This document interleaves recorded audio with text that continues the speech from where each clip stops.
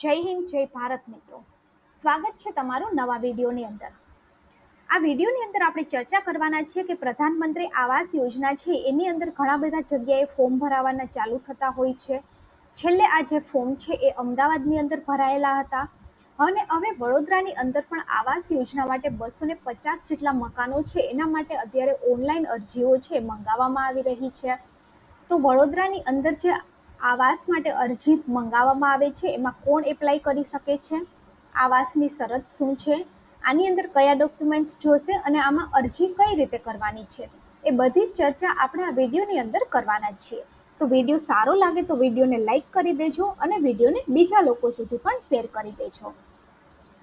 હવે આની અંદર તમે જોઈ શકો છો કે વડોદરા મહાનગરપાલિકા અફોર્ડેબલ હાઉસિંગ વિભાગ એની અંદર તમે જોઈ શકો છો કે પ્રધાનમંત્રી અને મુખ્યમંત્રી આવાસ યોજના હેઠળ EWS2 LIG અને MIG ટાઈપની જે સ્કીમ છે એની અંદર જે આવાસ ખાલી પડ્યા છે એના માટે અત્યારે ઓનલાઈન ફોર્મ છે એ ભરાઈ રહ્યા છે અને વડોદરા શહેરના શહેરીજનોને જણાવવાનું કે પ્રધાનમંત્રી મુખ્યમંત્રી આવાસ યોજના હેઠળ EWS2 LIG MIG ટાઈપના ખાલી પડેલા ઓનલાઈન આવાસ છે એના માટે ઓનલાઈન અરજી ભરવાનું અત્યારે બહાર છે એ પાડ્યું છે, જેની વિગતો છે આપણે આ વિડીયોની અંદર ચર્ચા કરવાના છીએ। હવે આની અંદર વડોદરા મ્યુનિસિપલ કોર્પોરેશન દ્વારા તૈયાર કરવામાં આવેલા પ્રધાનમંત્રી અને મુખ્યમંત્રી આવાસ યોજના અંતર્ગત ખાલી પડેલા મકાનોના લોકોના ઓનલાઈન અરજી કરવા છે એ VMC દ્વારા જણાવવામાં આવ્યું છે। પ્રધાનમંત્રી મુખ્યમંત્રી આવાસ યોજના હેઠળ દ્વારા બનાવવામાં આવેલા જુદી જુદી સ્કીમ હેઠળના વિસ્તારની અંદર 250 જેટલા જે મકાનો છે એના માટે અત્યારે અરજીઓ મંગાવવામાં આવી રહી છે। હવે આપણે વાત કરીએ કે આ મકાનો છે એ કઈ જગ્યાએ છે, તો આની અંદર EWS2 પ્રકારના 1 BHK જે આવાસ છે એની કિંમત 3 લાખ રૂપિયા છે। આ જે આવાસની સંખ્યા છે એ 22 છે અને આ યોજના છે એ સયાજીપુરા વડોદરા ખાતે આવેલી છે। એવી જ રીતે EWS2 1 BHK 21 મકાન છે એ એક તાંદલજા વડોદરા ખાતે એક સ્કીમ આવેલી છે।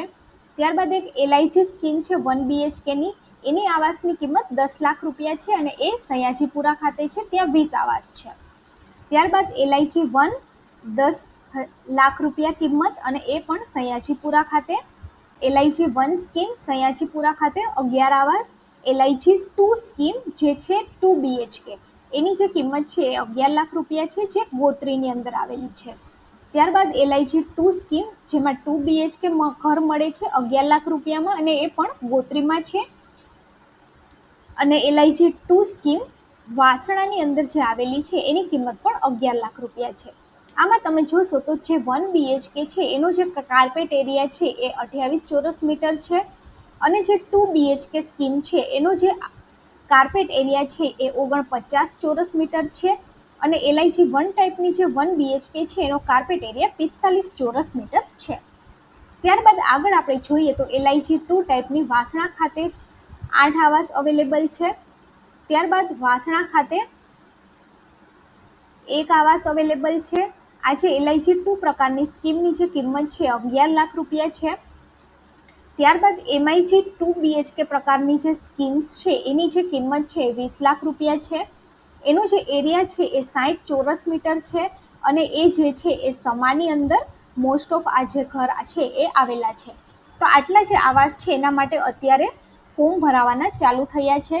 આની અંદર કયા કયા ડોક્યુમેન્ટ્સ છે તમારે અપલોડ કરવાના છે, તો આની અંદર પ્રથમ તો અરજદારનો પાસપોર્ટ સાઇઝનો ફોટો, આ જે ફોટો છે એની મેક્સિમમ સાઇઝ 500 KB હોવી જોઈએ।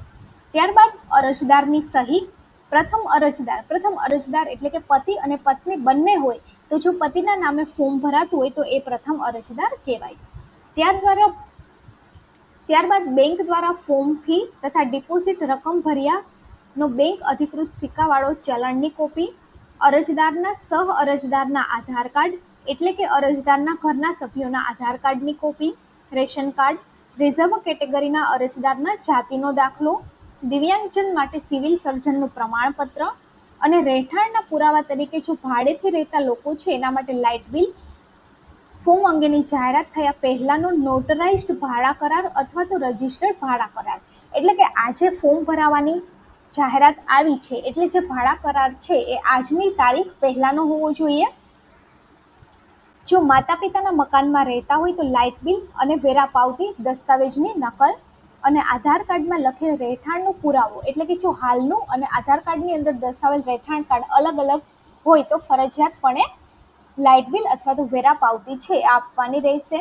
ત્યારબાદ આવકનો પુરાવો. આવકના પુરાવા તરીકે તમે છેલ્લા 3 વર્ષનું આઈટીઆર રિટર્ન છે એ પણ આપી શકો છો.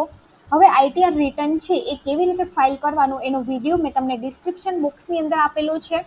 આની છેલ્લી તારીખ છે એ જુલાઈ છે, 31 જુલાઈ. તો એ પહેલાં જો તમે આઈટીઆર રિટર્ન ફાઇલ નથી કર્યું અને તમે કરવા માંગતા હોય તો જાતે ઘરે બેઠા કરી શકો છો. ત્યારબાદ ફોર્મ 60 અથવા તો મામલતદાર દ્વારા પ્રમાણિત આવકનો દાખલો અથવા તો નોકરી આપનાર સંસ્થાનું આવક અંગેનું પ્રમાણપત્ર.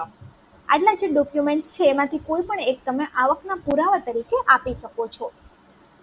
ત્યારબાદ બાહેંધરી પત્રક છે એની અંદર પરિશિષ્ટ 2 પ્રકારનું સહીનું, અરજદારની જે સહી છે એની સાથેનું બાહેંધરી પત્રક, અને જો અરજદાર સિંગલ હોય એટલે કે અરજદારનું લગ્ન ન થયા હોય એ કિસ્સામાં પરિશિષ્ટ 3 મુજબનું અરજદારની સહી સાથેનું બાહેંધરી પત્રક છે આપવાનું રહેશે.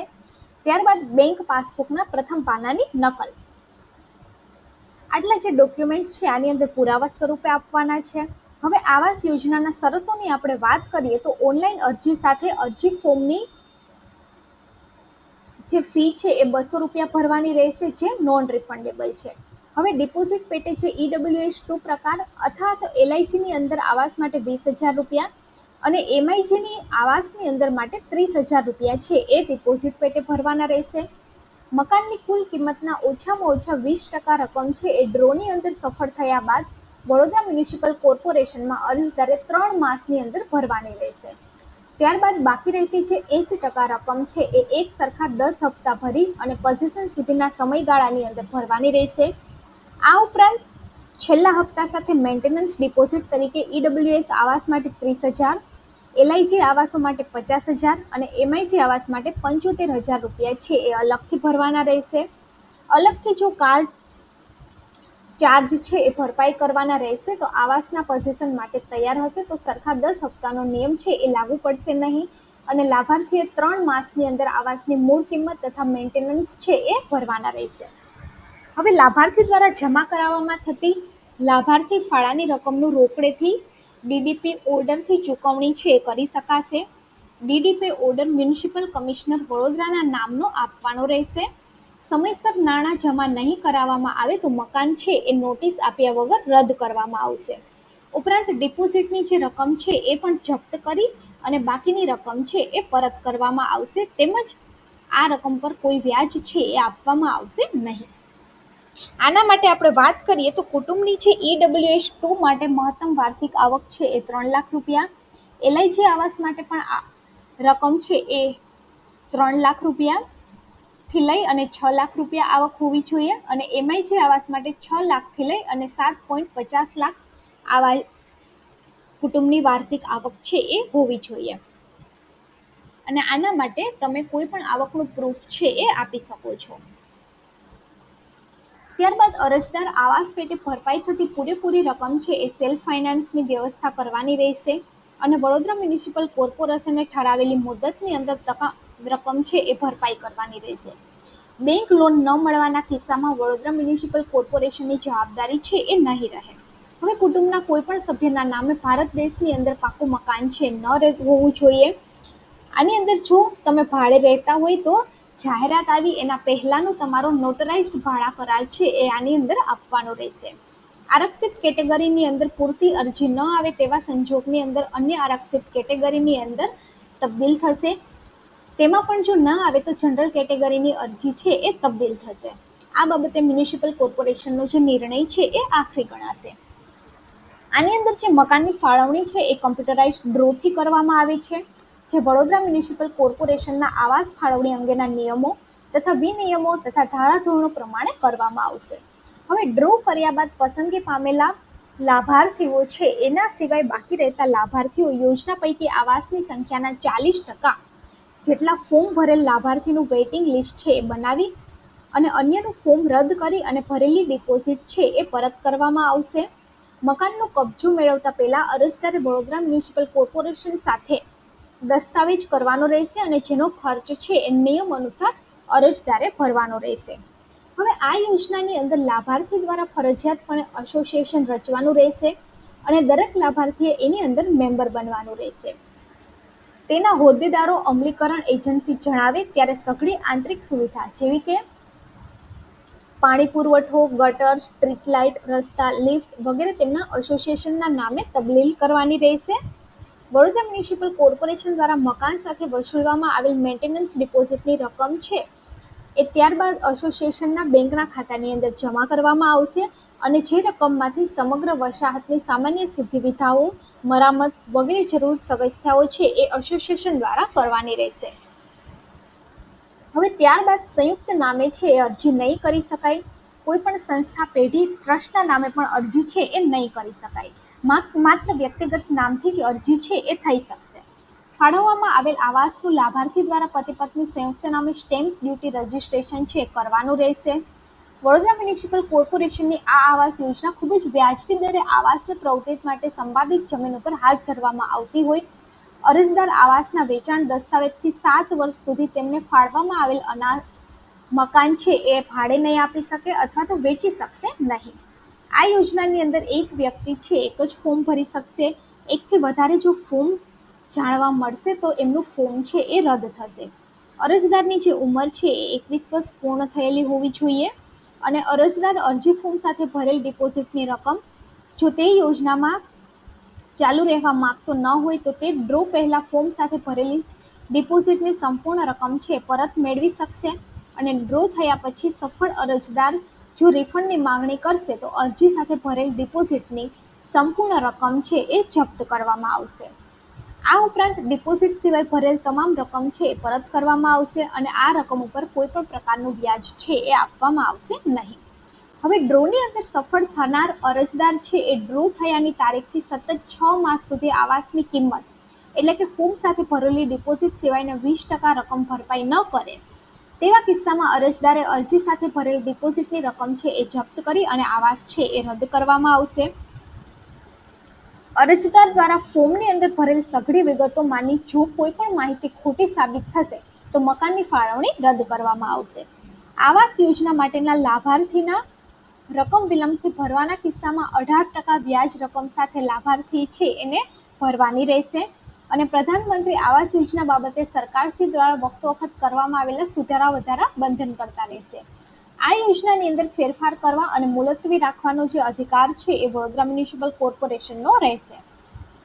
હવે આની અંદર આપણે જોઈએ તો આની અંદર ડિફેન્સ કેટેગરી માટે 10% આવાસ, અનુસૂચિત જાતિ માટે 7%, અનુસૂચિત જનજાતિ માટે 14%, બક્ષીપંચ માટે 10% અને અંધજંત, અપંગ અને દિવ્યાંગ માટે 5% જે આવાસ છે એ આરક્ષિત રાખવામાં આવ્યા છે. આ યોજનાની અંદર કુટુંબ એટલે કે પોતે, પતિ, સગીર બાળકો તથા આશ્રિતનો સમાવેશ થશે. આ યોજના અંતર્ગત આવાસો એટલે કે EWS માટે કેન્દ્ર સરકાર દ્વારા 75,000ની સહાય અને રાજ્ય સરકાર દ્વારા 1.50 લાખની સહાય તથા LIG માટે સરકારશ્રી દ્વારા 1 લાખની સહાય બાદ કરી અને બાકી રહેતી રકમ છે એ કોર્પોરેશન દ્વારા નક્કી કરાયેલ રકમથી આવાસો ફાળવવામાં આવશે અને મેન્ટેનન્સ ડિપોઝિટ પોઝિશન વખતે અલગથી ભરવાના રહેશે. હવે મકાનની કિંમતમાં વપરાતી સામગ્રીના ભાવ વધારા સાથે અન્ય બાહ્ય કારણોસર વધારો થાય તો તે અરજદારને બંધન કરતા રહેશે.